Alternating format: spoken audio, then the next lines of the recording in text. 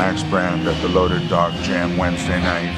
We're talking about James Brown. Oh, James Brown.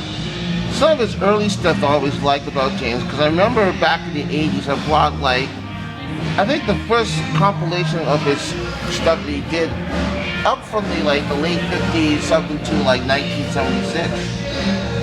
And it just gives sort of the indication of his legacy of that period.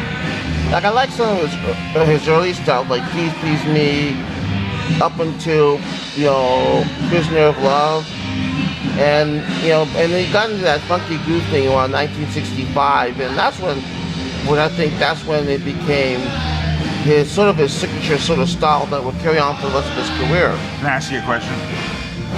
If I want to jam with Max Brand, what do I have to play?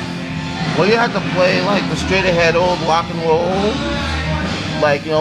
from the early Elvis days to Johnny Cash to people I would say Waylon Jennings and some of his stuff that he did that I can that has some good kind of long sort of a groove to it. Where was your last show?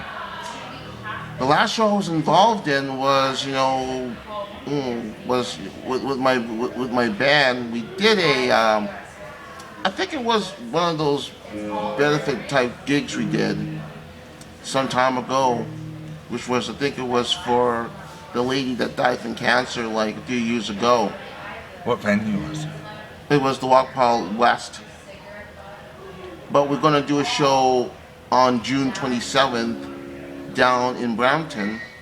Will be my first show in Brampton there in about 3 years, maybe 4 years.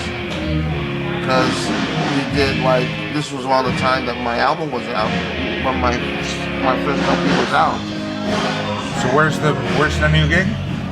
At Spot 1. Awesome.